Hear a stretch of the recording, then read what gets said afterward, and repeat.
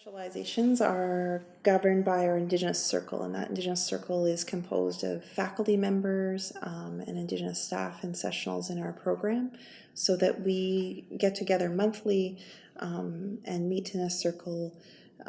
to talk about what's going on in our programs, to support each other, to support our students to be well. And I think that is a really critical practice to keeping us well, to keeping us accountable, to having many eyes and ears and hearts overseeing our program. It's very unique to be in a place where you have multiple Indigenous scholars in one program. It's a big gift that we can sit and talk with each other and lean on each other. So I think that in many ways supports the success of our program. It's not something one person could do on their own. So that Indigenous Circle, even how we take up our circle, by beginning with a smudge and a prayer, by closing up in a good way, by attending to the well-being of each other, is definitely what I would say is really important and helpful. So we're rooted here at the University of Victoria, and we have 3 Indigenous specialization programs, 2 in the undergraduate. So our students coming to get a Bachelor of Social Work or a BSW can get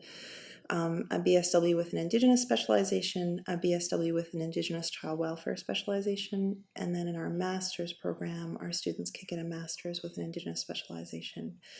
And those programs are meant to help root our students in their ways of knowing and being, and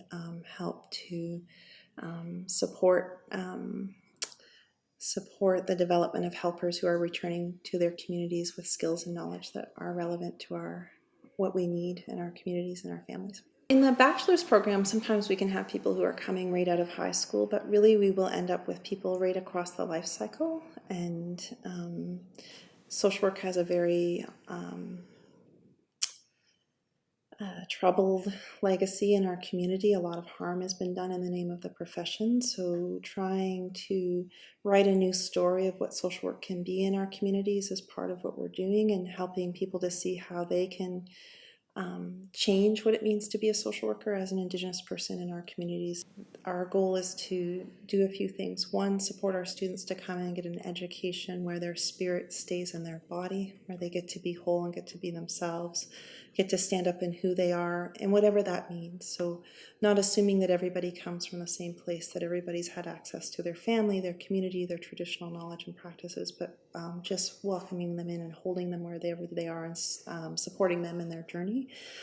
And creating social work education that's relevant and meaningful to our community, that contributes towards, now we can talk about contributing towards reconciliation, but really we would think about contributing towards the revitalization of our life ways, our ways of healing and helping, and having those reflected in social workers who are serving our communities. So education that's relevant, meaningful, that contributes to our well-being, I think would be the aim of our program. There's all of the legacies of what education systems have represented in our life. So if I started down that path, it would be quite negative and painful. So I think if I'm imagining it in the way that we are moving towards or wanting it to be, I think of education as supporting people to stand up in their gifts and their sense of self, and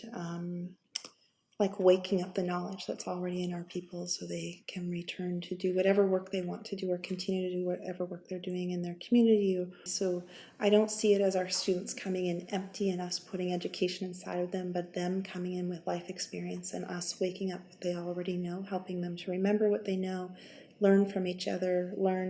we learn from them as well, learn alongside each other, to feel like they have a sense of themselves. So in a way, I think education does something that a lot of our lifeways had, which was to support people to understand their gifts. And it's hard that now post-secondary education serves this role in a lot of ways, that people come to find those things about themselves, but I think it's a very positive aspect of our program. So I would say that's how I understand education, is supporting people to realize their gifts and what they want to do. I am thinking about how, in response to the TRC, there are many institutions across the country who are realizing how much they need to fill in the gaps that they've had for a very long time in terms of the absence of Indigenous faculty members and staff members and students and Indigenous knowledge systems. And for me, I think about how we contribute to raising up that next generation of Indigenous educational leaders and supporting them to be well, and hopefully supporting them to not have to leave their community to do their learning, but be able to stay and learn in their community and then become the educators in their communities, because we're often having to travel, and that doesn't mean people can't, but that we have the option that you don't have to leave home to become to come into these roles. I think ideally in the next 10 years, if we can contribute towards transforming education so that what our students come to learn represents the values of their communities, so that if our communities are looking inward at our programs in education, they feel like when they send their children or their community members here, that they're going to come and be safe and see themselves reflected in what they're learning and gather up meaningful things that aren't about reinserting Western knowledge back into our communities, but carrying ourselves back into our communities in our own life ways. That's what I would hope. I think spaces that support Indigenous